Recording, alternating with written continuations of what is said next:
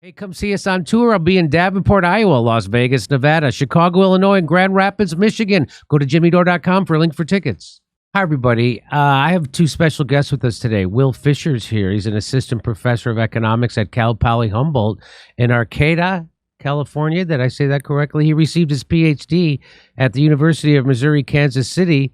It's one of the few heterodox economic PhD programs, extra points if you know what heterodox means, in the country, and studied modern monetary theory under Stephanie Kelton, who's been a guest on this show, but won't return my emails now, Randall Ray, and Matthew Forstater, three of the most prominent MMT scholars in the world. Please welcome to the show for the first time, Will Fisher. Hey, Will, how are you? Good, Jimmy. Thanks for having me on. My pleasure. Also with back to the show, friend of the show, Paul Stone. He's the co-founder and CEO of Colonial Metals Group, one of my favorite advertisers, a Florida-based precious metal supplier that helps clients develop secure retirement plans by investing in gold and silver. That's what I'm doing. His writings appear at Substack at thepaulstone.substack.com. Hey, Paul, good to see you. Great to see you, Jimmy. Thanks for having me back. Good to see you. All right, so I want to play this to remind everybody what we're talking about. So modern monetary theory, the president of El Salvador talked about it a little bit. Let's see if this is what he was talking about. So who's financing the government? Government is financed by treasury bonds, paper. And who buys the treasury bonds? Mostly the Fed. And how does the Fed buy them? By printing money. But what backing does the Fed have for that money being printed? The treasury bonds themselves. So basically, you finance the government by printing money out of thin air. Someone could ask, well, so if the government can print the limited amounts of money out of thin air, why did they collect taxes?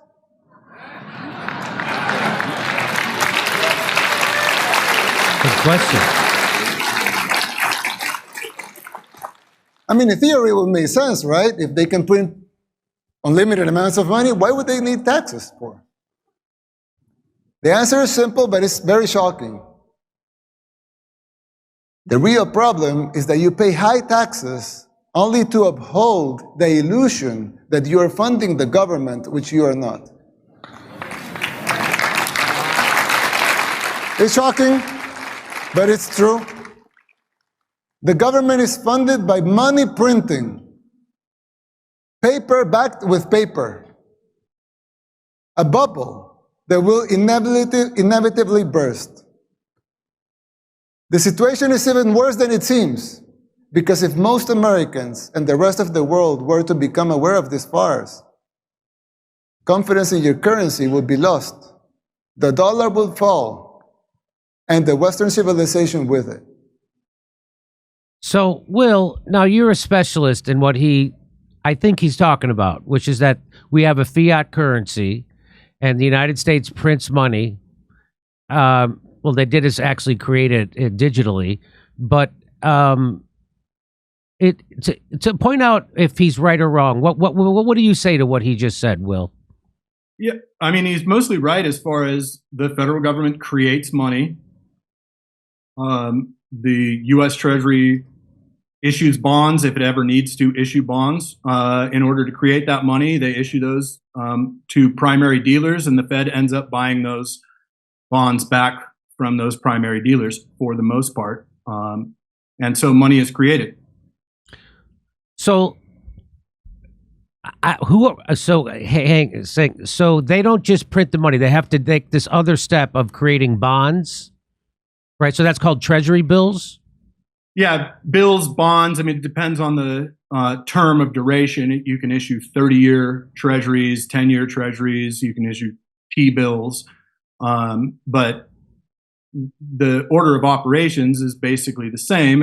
If the Treasury doesn't have the quote-unquote money in its general account, it issues bonds that are obligated by law for the primary dealers, which are generally big banks, to make a market for. Those banks buy those bonds because it's illegal for the Treasury to sell bonds to the Fed directly for historical reasons. And then they issue bonds to that are purchased by primary dealers. The primary dealers then turn around and sell those bonds to the Fed, and the Treasury general account is credited and the Treasury spends money. But I mean, for all intents and purposes, it is just money creation. All right. So it's not like, so I was always under the impression that when the Treasury produced a bond, then someone like China would buy it. Is that not the case? Generally, I think economists really get the China story or foreign government story of holding bonds backwards. So, for example, I mean, China isn't lending us any money. We run a trade deficit with China, right? We sell, or they sell us a lot more goods than we sell to them. So, in exchange for all those extra goods that we get from China, they get extra dollars, right? Well, because the Chinese government has decided that they want to peg their currency at an artificially low rate so that they can sell cheap goods to the rest of the world, the accumulation of those dollars in private businesses in China are then converted at a fixed rate for yuan or renminbi. They have two currencies, but then the Chinese central bank is holding dollars. The Chinese central bank then if you look at most businesses, most organizations, they only want to hold enough dollars in order to be able to finance their production, be able to buy the things that they want to buy in dollars. So what the Chinese central bank does when they have accumulated a huge amount of dollars in their bank account, they want to convert those into something that earns interest. So they convert those dollars into basically from a checking account to a savings account, U.S. Treasury bonds, because U.S. Treasury bonds are the safest interest earning asset on the planet. Does that make sense? Yes. So when the government creates money, it doesn't necessarily sell to create a bond that they have to sell to China. They create a lot of bonds that other banks purchase. Is that what I heard you say before? Yeah, so they'll have open offerings, and anybody that wants to purchase bonds, that can legally purchase bonds, which is just about anybody, can go out and purchase those bonds. If there's not a market that is available, because we want to have really stable prices in bond issuances, the primary dealers are obligated to make a market for those U.S. Treasury bonds. And they do so. Okay. And so then the Fed buys those. So then the banks buy the bonds that the Treasury creates. And then the Fed buys those bonds from the banks. Yeah, oftentimes, unless the banks want to hold them themselves, which they do for similar reasons as to why the Chinese government wants to hold bonds. They're the safest interest earning asset on the planet. So what that El Salvador president said wasn't exactly true then, right? It's not like the Treasury creates a bond and then the Fed buys it and it's all bullshit, right? That's not. It's a circuitous way of doing it that we do in this country because we've had a long history of fear of government, and with the establishment of the Fed, there was, they made it illegal for the Fed to directly buy treasuries from the U.S. Treasury so that they wouldn't monetize bonds, but they're in essence monetizing bonds anyway. Okay.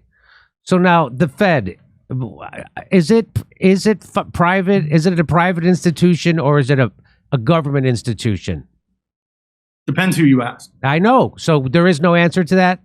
Yeah, I mean, so if you want to call it a governmental institution, you're going to say, all right, it is, the board of directors and the chairman of the board of the Fed are nominated by the president, confirmed through Congress, et cetera, et cetera. It is obligated to conduct all of the fiscal responsibilities of the Treasury. It's the bank for the U.S. Treasury. It conducts federal monetary policy, so it buys and sells bonds all the time in order to ensure that it can hit a specific interest rate. Like during the 2008 financial crisis, the Troubled Asset Relief Program was a monetary policy to try to solidify the banking sector, to make sure that all of the major... In the 2008 financial crisis, we saw what happened when one bank failed, right? And that was Lehman Brothers. Right. Every single major bank in the United States, and probably ultimately because they're all holding each other's debt, right? And every single major bank in the United States was or would have been bankrupt, right? And what the Fed did was step in and exchange, all of those absolutely shit assets, the mortgage-backed securities, the collateralized debt obligations. They basically bought all of those really, really terrible assets that were worth sometimes $0, because if there isn't, in financial terms, if there isn't a buyer, it's worth that. It's literally worth $0, right? Well, it's just basic accounting that if the value of your assets is plummeting because you're holding mortgage-backed securities and collateralized debt obligations and whatnot, if the value of your assets is going down, your liabilities are staying fixed. What ends up happening is your equity disappears, and if it goes negative, you're bankrupt, you're insolvent, and legally you have to shut down. So what the Fed did was basically come in and buy those at 100 cents on the dollar. For how banks operate is through something we call reserves, right? So you and I, like if I was going to send you $100 today, you and I are going to operate according to bank money, right? My checking account would be reduced by $100 and your checking account will be increased by $100. But that's just bank money. If we bank at different banks, how they settle their payments is through something we call reserves, right? So if I bank at Wells Fargo and you bank at Bank of America, I transfer $100 to your account. We know how that operates, but what Wells Fargo does is send $100 in reserves to Bank of America. So reserves are how banks bank, and those reserve accounts are held at accounts at the Fed. Does that make sense? Yes. I can follow that. Yeah. So what happened with the Troubled Asset Relief Program or quantitative easing, all those rounds of quantitative easing, was that the Fed just credited bank accounts with reserves, which are worth 100 cents on the dollar. They're a completely safe asset, and removed these horrible assets off the asset side of the balance sheet of the banks. And the Fed can continuously, if it wanted to, run be bankrupt. Okay, so I appreciate you explaining that. Thank you. So You bet. what I want to show you now is a video that I watched with Paul a couple of weeks ago, or maybe a month ago, and it's of Stephanie Kelton. Now, I had Stephanie Kelton on this show, and so what she says when I had her on a show, what she said made sense to me, which is that when we wanted to fund Ukraine, they don't go out and raise taxes. So when they pass a bill, we're going to spend $113 billion to Ukraine. They don't go out and tax people $113 billion, collect that money and send it. They just print that money. The Treasury creates a bond. All that stuff that you just explained happens, and then they send that money. So they're just kind of keep creating money, and there's no connection between taxes and the money that the government is spending. And so I understood that, right? And she's saying why. So now, but then she did a TED Talk, and I want to play just a snippet of maybe 3 minutes, and then we'll come back and let's talk about it. Okay, here we go. To pass a spending bill can be hard, but finding the money is never a problem. They just create it. So here's how it works. Whenever Congress and the president agree to spend more, the government's bank, the Federal Reserve, works with the rest of the financial system to get that money into our accounts. Everything's done electronically, so there's no physical printing of money involved. if you got a $1,400 check from the federal government earlier this year, or if your company received money to help cover payroll and other expenses, then you received some of the newly minted digital dollars that were created to support our economy. No taxpayers were involved in that process. It was all done using nothing more than a computer keyboard. So why are we hearing so much about the need to raise taxes to pay for infrastructure and make other investments in our economy? In a word, deficits. We've all been conditioned to worry about deficits. So lawmakers are looking for ways to spend more without adding to the deficit. And that's what this whole pay-for game is about. Unfortunately, deficits have gotten a bad rap. They're almost always seen in a negative light. And I would like to change that. When we hear the word deficit, we probably think of a deficiency or shortfall. Okay, a deficit always sounds ominous. So when we hear that the federal government just ran a $3 trillion budget deficit, it can sound worrying. And it can even anger people. But there's another way to think about government deficits. Just as a 6 becomes a 9 when we view it from a different angle, a government deficit becomes a financial surplus when we look at it from another perspective. A deficit hawk might look at this picture and see nothing but a sea of worrying red ink. That's not how I look at it. Here's what I see. I see what's happening on the other side of the government's ledger. When the government spends more than it taxes away from us, it makes a financial contribution to some other part of the economy. Their red ink is our black ink. When you look at it this way, it becomes clear that every deficit is good for someone. The question is, for whom? And what are those deficits being used to accomplish? It matters how the money is spent and who ends up with the resulting surplus. Tax cuts that deliver huge windfalls for those at the top without sparking investment and opportunity for the rest of the population don't make good use of deficits. On the other hand, spending trillions to support the economy during the pandemic put the deficit to good use. We just had the shortest recession in U.S. history. To me, that was fiscally responsible. Being responsible shouldn't mean running the government's finances like a household.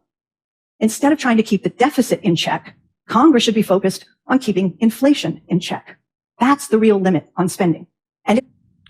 So I'll stop it there. So this is the part that's confusing to me. So if you can just print money and it doesn't matter how big your deficit is, why don't they just print $34 trillion right now and get rid of our deficit so then nobody has anything to bitch about? Yeah, I mean, I don't know about the legal order of operations for actually doing that, but there is nothing theoretically that we couldn't, that says that we could not create $34 trillion. But what you would be doing is eliminating the safest interest earning asset. You'd be eliminating our ability to conduct monetary policy because monetary policy interest rate controls at the Federal Reserve are done via treasury bonds, the buying and selling of treasury bonds to ensure that we can hit the 6.5%, 7% interest rate, or when they slammed the interest rate to zero following the 2008 financial crisis. How they control that interest rate at the Federal Reserve is the buying and selling of bonds. Does that make sense? So you're saying you're saying there's no negative to printing money the way she's advocating there, and raising debt. So our $34 trillion deficit, which will never be paid off, is not a bad thing? Well, it depends. I think what Stephanie Kelton is alluding to, and I think it's the correct way of looking at it, is what are we doing with that deficit, right? The Bank of Japan or the Japanese government has a 250% debt to GDP ratio. They don't have rampant inflation. People are still buying their bonds. So I don't know what the ultimate ramifications for increasing the debt might be. So Paul made that point, Paul, make your point about that the money printing, since we went off the gold standard, has led to a devaluation of the dollar, which has led to why my house is worth so much now as opposed to what it was worth 20 years ago. And so go ahead, Paul, make that point because you do it a little better than me. Right. So in the world I live in, resources have a value, and resources are limited. And so when you look at the creation of money that wasn't created from boots on the ground in the economy, it was created out of thin air. It's an attempt to fix something that's broken, but because it doesn't truly connect with the issues within the economy, causing for the need to create money out of thin air, you have inflation. You have inflation that shows up everywhere. It's a bit ridiculous to think it just started happening, but it has recently, during Biden's administration, reached some levels that are freaking people out. And the simplest comparison is when you look at however high we got from an asset value in real estate. If you take a house, $17,000 was the average house in America in 1971. We all know it's a lot higher than that today. But we only increased the population by 40%. Let's just say there's 300% more buyers for a house today. Then straight up, no fluff money in our economy, just people working and saving and buying stuff. Let's say then that house could be 60 grand today. You have 300% more buyers. I'm giving a huge fluff to the numbers. It's really only increased by 40% population. So think about how many people could be standing in line for a mortgage. I'm giving a lot of extra number to that truth. That would drive, if you say demand for homes is up 300%, and that's if they built no new ones, right? No new homes, just working with the ones in supply since 1971, then home value today would be 60 grand. Today it's $440,000. Now notice this too. Your average income in America in 1971 was about 9 grand a year. Notice that it's just double your annual income to buy a house. It's right nearby your economic threshold. Today, poverty is $25,000 a year. Poverty. That's almost a 300% increase from average salary 50 years ago to today. But if your home isn't nearby $25,000, $440,000. That's almost 20 times poverty level to buy a house, when 50 years ago, before the government screwed around and started coming up with these zany settings that they give fancy words to and then have TED Talks on to try and explain how simple it is to create money out of thin air. It's all BS because it's still a resource. I hope that helps answer your question. So you're saying that because of the money printing and going off the gold standard, it's inflated the cost of things way higher than they normally would have been. Yes, because technically you have more money in the system than there should be because you don't have more people in the system. So you're creating, if you have, if this is all of the available supply of something and this is all the money, you have a little bit of an equilibrium. But if the money chasing after this much supply is this big, then the price goes shooting higher. Commodity values don't change. You're never going to go to a restaurant and go, damn, I'm going to have to get a 5-egg omelet. The deterioration and potency and nutritional value of those eggs have been deteriorating so bad, I'm going to need 5 eggs now. Man, soon I'll probably need 6. You're always going to need a 3-egg omelet. It's the money that cheapens. And so if the money is cheapening, then it must have a limit to how cheap you can make the money.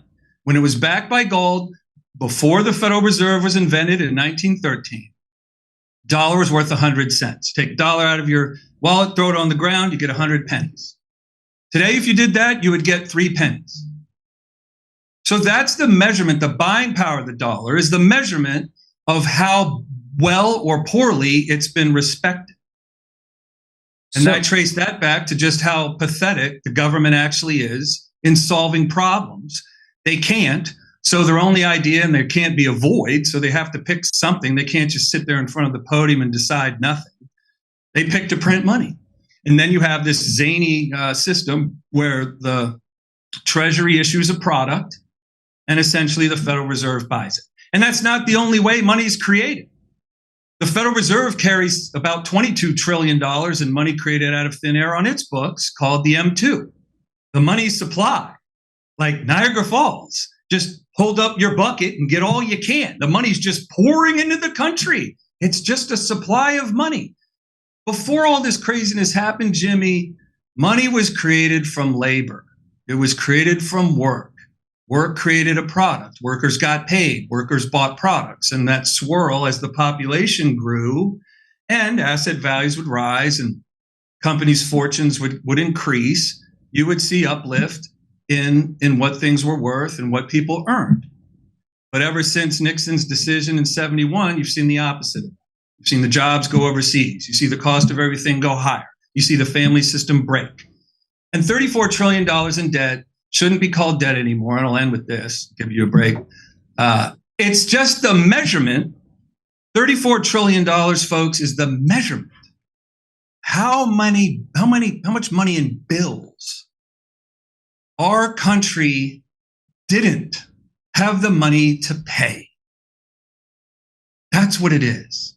The economy obviously doesn't produce enough money to cover the cost to run the show, managed by Washington and bright folks who want to create zany financial products like collateralized debt obligations. So Will, so there's no doubt. So what if? So there is a downside to having debts and running up debts, and if there is, what are they? Well, so the federal debt to me is neither good nor bad, right? It is how we create money, right? Now, there was a lot in Paul's answer there that, was a little bit confusing to me anyway, in that, first off, we had substantial inflation pre the Fed, even when we were on a gold standard. There's a reason why we go off of a gold standard every time we have a serious economic crisis like the Great Depression, so that federal governments they're the only institution that can spend into a depressed economy. The private sector is not going to spend into a depressed economy, because if I'm a business, I'm only going to spend money to produce products that I think I can sell at a profit. If consumption spending is going down, which is what we see in a recession, investment spending goes down even further. Those are the two private sectors of the economy, leaving aside the foreign sector. And the United States is not going to run a trade surplus to get us out of the economic recession. But the only institution that is left available in order to be able to spend to try to increase aggregate demand is the government sector. It's also why, following World War II, because we built in automatic stabilizers, we see deficits go up automatically whenever we have a recession, because tax revenues dry up and government spending increases automatically when people are left unemployed, et cetera. Right? We have unemployment compensation. Those are stabilizing factors that will increase the overall level of aggregate demand. Now, that increase in the deficit, which added on year after year, is the national debt. That to me is not a bad thing. If we're going to increase the national debt in order to finance the Iraq War, I think that's a bad thing. Right? Yeah. And let me give you just an example of that I think will help clarify, because this is something. I mean, I didn't come to MMT. I was chronically a skeptic. And when I was an undergrad, I took a class from a post-Keynesian professor who said, federal government can never go bankrupt and deficits don't really matter. And I thought, you're full of shit. And I followed him back to his office every day like a puppy, trying to disprove what he was saying.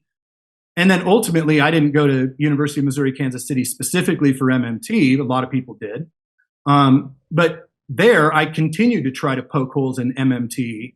And the vast majority of what MMT says is not prescriptive. It's just describing how money operates in the economy. And we can say it's good or it's bad. We don't want to run further deficits. They just say, this is how it operates. About 90% of what they say is this is how it actually operates. The 10% is where people really criticize MMT, and they can, totally justifiably. They can say, look, we don't need a Green New Deal by printing money. we don't want to fund Social Security by printing money. But the printing of the money just happens, right? It is just how the federal government, operating on a flexible exchange rate, when it's the monopoly issuer of its own currency, that's just how it operates, is according to the MMT principles, right? So the reason that I think people are super skeptical is because it's contrary to, one, everything you've ever heard. Right? Sounds magical. It sounds magical. Well, it does sound magical, and it was why I was extraordinarily skeptical and said, you're full of shit, that this doesn't matter, that the federal government can print money and whatnot. I think you're not supposed to say it a lot is the issue. I think when it goes to prescriptive, the problems begin. Okay, I'm sorry. Go ahead. Yeah, so I mean, certainly one can quibble with the prescriptive components of it, but the descriptive components are just how things work, right? Now, I can't operate according to this way. Municipalities don't operate this way. States don't operate this way. Corporations don't operate this way. And there are a lot of countries that don't operate this way. They're all in the European Union because they abandoned the sovereignty over their own currency, right? So when Greece wants to be able to spend money, they have to either issue taxes or issue bonds in order to be able to spend the money. They abandoned their ability to create money when they signed on to the European Union, right? When they started operating according to the euro, right? We don't, because there's an important distinction that needs to be made. The only issuer, within reason, is the federal issuer of the dollar is the federal government, right? Everyone else uses the currency.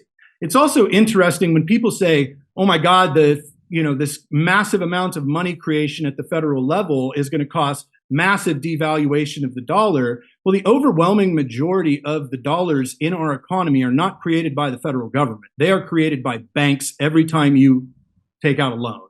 So is that called fractional banking or fractional? Is that what? So like, yeah, I mean, that's how people describe it. Even if we had 100% reserve requirement, banks still need to be able to issue loans. And how they issue loans is through the creation of money, right? If I want to buy a house for $450,000, I have to put a certain amount of money down on the house, right? And that margin is there to protect the bank, not me. It's to protect the bank in case they have to foreclose. And then they can sell that house at a loss and still cover the value of their loan. But if I put, on a $450,000 house, if I put 10% down, right, I have to put up $45,000 of my own money. That extra money, that $405,000 that they issue, is brand new money. It doesn't come from anywhere, but it does allow me to buy a house with it. So it is, one of the misnomers I think about money is that money is a thing. Money it is not a thing any more than an inch is a thing, right? An inch is an idea that we agree on as a unit of measure. So why do we collect? So tell me why we collect taxes then. If there is no downside to printing money, like, if we. Well, so let me stop you there. Just sorry to interrupt, but there can be a very serious downside to printing money, right? And that is inflation. Okay. But I think people get. Let me give you just an example of inflation, and it's simple, but I think it gets to the point because I actually think MMT folks focus on inflation much more than conventional economists. And we can all agree, I think, that the devaluation of the dollar is the opposite side of the coin of inflation, right? We're not talking about the value of the dollar relative to the pound or the euro or whatever, but in order for the dollar to be worth less in the United States, that means that prices have to have gone up. Does that make sense? Yes. So then what the metrics that the MMT folks and the Keynesians focus on are well, what's the extra capacity that we have in our economy? Right? Do we have high levels of unemployment, and how often are we running our machines? Right? Now, if we're in a recession, let's just say I'm an owner of a table manufacturing company, and I have the capacity to produce 100 tables a day. But we're in a recession and I'm producing 50 tables a day. That means I have 50 tables worth of extra capacity. And as a business, I'm only going to hire the number of people to produce those original 50 tables that I think I can sell at a profit. Does that make sense? Yes. Right? So now we're in a recession. We've got unemployed people. We've got 50 tables worth of capacity at my facility. Now, if the government prints money and places orders for 30 tables at my facility, well, now I can produce 80 tables. I still have the capacity to produce 100 tables a day, but I have orders for 80 tables a day. I hire a couple more people. I start producing 80 tables. Does that make sense? Yep. Yeah. So in that situation, because we have this extra capacity, there is no inflationary pressure by the government either placing orders on my company directly or giving money to the public that then can buy some of my tables, right? And in fact, that would be the pressure on prices would be deflationary in that situation because I'm allocating more of my fixed cost or the same amount of fixed costs over more tables, right? So my average costs of production are actually going down. But I'm a savvy business person and I'm not going to sell tables to the government at less than what I sold them to the public. So I just produce 80 tables and the price is the same. Now, so in that situation, the government created money, but there was no inflation and no devaluation of the dollar. Now, if the government steps in and says, hey, we want to order 30 more tables from you, now we got problems. Right? Because now I have orders for 110 tables, but I only have capacity to produce 100 tables a day. Right? So that is what Paul was talking about, this idea from Milton Friedman, one of the greatest figureheads of neoliberal economics in history. This idea of too much money chasing too few goods is what everybody thinks about, that if we have more money in the economy, but they only talk about government money, not banks creating money, which they do all the time.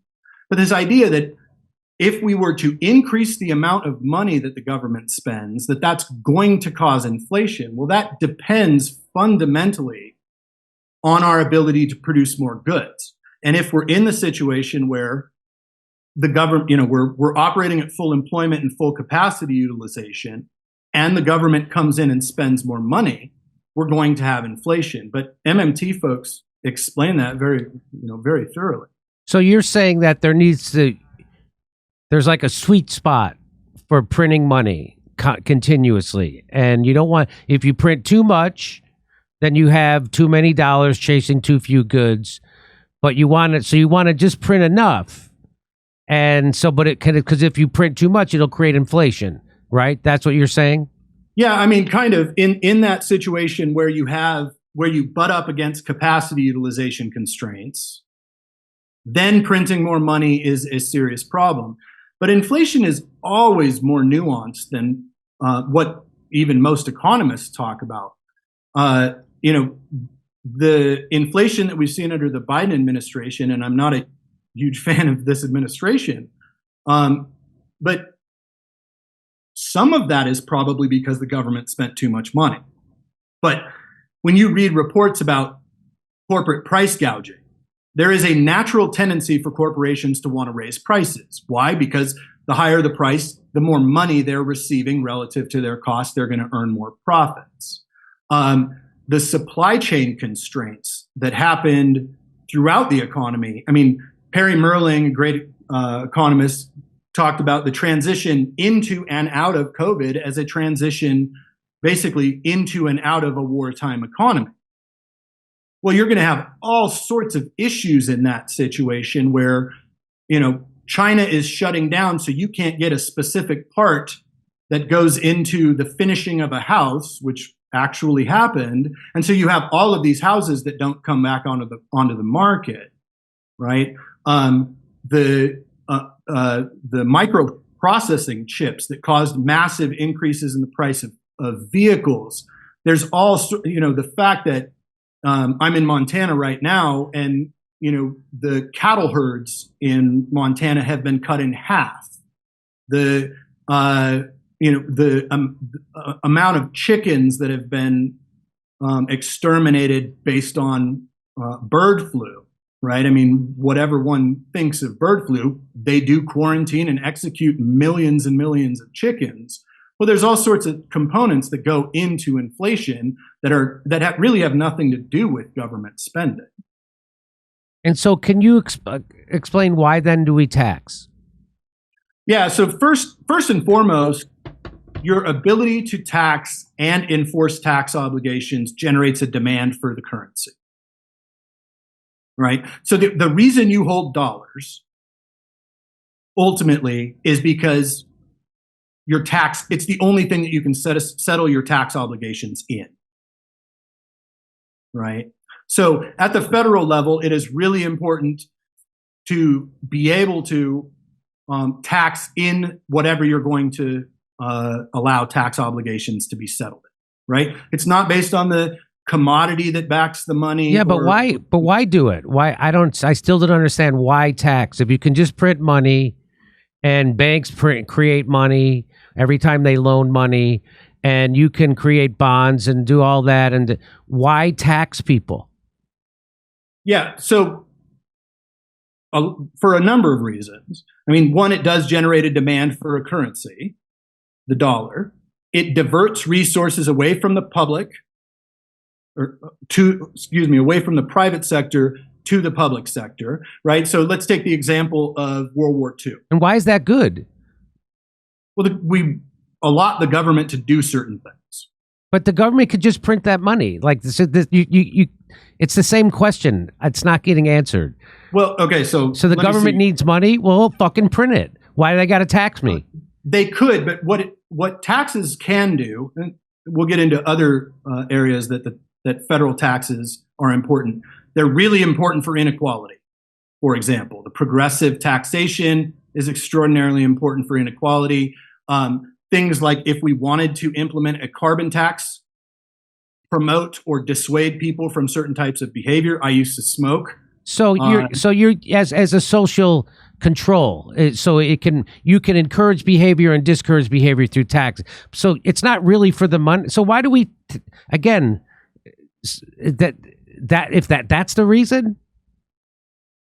So we can control people's behavior? That's some of it. What's the main? Is that the main reason? Why do we put a tax on cigarettes and why do we put a tax on alcohol? I understand that, but so it's a nudge. What's the main reason why we tax? Why is my income taxed? It diverts demand away from the private sector. And why is that good? Because the government sector needs to be able to buy up some of those things, right? Some of those real resources. Governments have buildings that they have. No. I'm confused. Yeah. I'm honestly confused. I'm not. Okay, so one of the misnomers, think about like World War II.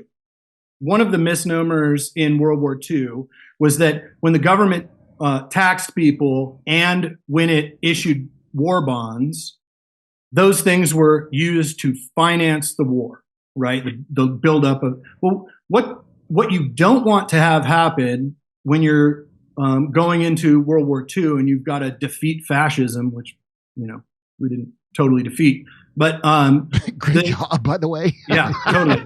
But what we've got to do, right? What the last thing you want to do, especially when you have an economy that's operating at a 2% unemployment rate and full capacity utilization, the last thing you want is for a Jimmy Dore who's earning decent money to go to GM and try to buy a car when we need GM to be producing tanks, right? Yeah. So taxes drain some of that financial resource away from you. But the other thing that we did was we issued war bonds and made it patriotic for Jimmy Dore or my grandmother to buy war bonds that gave her the safest interest earning asset. So now she's converted the money she was going to use to buy a car into a US Treasury bond so that GM can then use that capacity to produce a tank so we can defeat Hitler. Okay, I can follow that. That make sense? Yeah, I can follow that. Yeah. So I follow exactly what you're saying. Now my question slipped my mind, but so the government doesn't really need my money through taxes, is what you're saying. It doesn't really need it. It's just really trying to control production and things like that through taxes. Yeah, the federal government, now state governments and municipalities absolutely need your tax money. Right. But not State the of federal California, government. But at the federal level, they don't need that money in order to be able to spend because they just create money. And if you think that, and so now in my head, if most people understood what you just said, there would be a revolution. Well, I think that if most people understood, MMT, one, I think that the reason that they use deficits and the national debt is to prevent poor people and middle class income earners from getting anything nice. Right? That's what I mean about the revolution. No, and totally. Well, but I mean, you could also go back to Henry Ford. Henry Ford was really famous for saying, I'll paraphrase here, but if people understood how banking operated, there would be a revolution tomorrow. And, when I talk to my students, and it's very easy on a chalkboard to show, like they say, well, when I go to a bank and take out a loan, they're loaning me somebody else's money. And I say, no, they're not loaning you any. They're creating money out of thin air. That's just how it works. They say, well, that's not real money. And I'm like, well, what do you mean? It's real. I can go buy a house with it. I can buy a car with this newly created money. But especially at the federal level, I mean, I remember one of your stand-up routines a long time ago where you'd say, we've always got bomb money. Yes. And we always have bomb money. Now, I don't know, because I'll get questions from my students that say, well, do you think these people in Congress know how this works? And I have no idea. Some of those people at least appear to me to be pretty stupid. So maybe they don't. But no one ever says, with the Ukraine war or the Iraq war or the Afghanistan war or money to finance military bases all across, when they go to Congress, when the president goes to Congress and says, here's my military budget, $800 billion or whatever, Congress goes, oh, that's it? Let's up it to $875 billion, right? And they just do it. They just authorize it, and it's going to be financed. Now, we can say that's good or bad, but they always have the money in order to do it, right? But when Bernie Sanders was running in 2016 and said, we need Medicare for all, blah, blah, blah, blah, blah, the first question out of all of these pundits' mouths, how are you going to finance it? Which to me is just insane. One, you can say, how can we afford not to do it? In the sense that we get worse outcomes and pay more than every other country in the world that has a single payer healthcare system. But they never ask, how are you going to finance the war? Right? Right. Well, because they always have bomb money. They keep it in the same pocket as they keep their drinking money, and nobody can touch that. Yeah, exactly. So, if I understand what you're saying, I'm going to start figuring out ways to create a revolution that overthrows the federal government, at least the federal taxation system, because it's all bullshit. And just like I thought. And that's why they always have bomb money, but they don't have money for schools or for healthcare or for bullet trains, a high-speed rail. They don't have money for any of that shit. But they always have the bomb money. I mean, they do. So this is another. They do, but the point is they do have the money. They just don't have the will. Yeah, they don't have the will. And I do think that we should, one of my biggest pet peeves in the discipline of economics is we talk about the free market and the government as if the free market has ever existed ever in the history of the United States. The federal government has been involved in the economy since its very beginning, right? I mean, we had high levels of tariffs early on in the 1700s, the formation of this country. We financed canals. The greatest land giveaway in American history was to the railroads. So government is involved in the economy all the time. And they do some really good things. Like 1/3 of all of the land mass in the United States is public. It's the greatest form of undistributed wealth left probably in the world, certainly in this country. They're working on it. They're working on it. Financialization of nature, they call it. Yes. Well, and this is the reason that a lot of Republicans are trying to transfer the federal public lands to the states, is so that they can ultimately privatize that public land, which is all of our resource, right? But the other thing, I mean, when my students say, "Oh, what about the free market?" And I'm like, well, the federal government, if you look at any epoch-making technological advance in the last 100 years, the federal government's grubby little mitts are all over it, right? Oftentimes literally inventing it. So 6 of the 7 major components of your iPhone were literally invented by the government. The internet invented by the government. And the internet wouldn't have been invented by the private sector. And it should be relatively basic, because if I'm an investor and I'm looking at, inventing something new, what I'm going to do is I'm going to look at, okay, what is the time period? What is the likelihood of this thing earning money? And the internet, early on, there was very little money in the internet. And what is the success, the probability that this thing's actually going to come to fruition? So things like the internet was DARPA, right? Much like a vaccine I heard of. What's that? Much like a vaccine I heard of. But go ahead. I mean, and you can say, they invent all sorts of really shitty things too. Maybe Lyme's disease. Yes. I mean, they're the only institution out there that can make investments in things that don't have to pay off in money terms, right? So radar, sonar, satellite technology, all of that was literally invented by the government, often from the Department of Defense or NASA, because we got to beat those pesky Russians into space. The airlines industry, forgive the pun, would never have gotten off the ground without the government. Not only did the government pay the vast majority of the research and development money through the military in airline technologies, but they're also one of the largest purchasers of airplanes, right? So I think, I don't mean to rant, but it frustrates the hell out of me when people say the free market or when the government gets involved. Well, the government is involved all over the place. All of our public universities, for example, massive amounts of grant money, financing of research and development. MIT is a Department of Defense university, right? And we get some pretty decent things out of it. And we also get some pretty shitty things. 9/11. Anyway. Well, listen, Paul, I have to wrap this up because we have to move on. We've talked a long time. I really appreciate your time, Will. Paul, do you have anything you'd like to add to this conversation before we say goodbye? Oh, there's a lot I would like to add, but it seems like we ran out of time.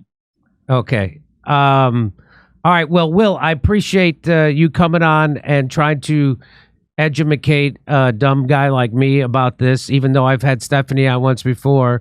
Everything she said must have went in one ear and out the other. And if you see her again, tell her I said hello. I really miss her. I don't know why she doesn't want to come back on my show. I know my Wikipedia page looks messed up, but that's because the government is involved. Anyway, should I not buy NFTs? Is that what he's But let me. If you think they're going to go up in value, buy them. Yeah, that's a question I get. People say, "Should I buy gold? Should I buy Bitcoin?" If you think it's going to go up in value, buy it.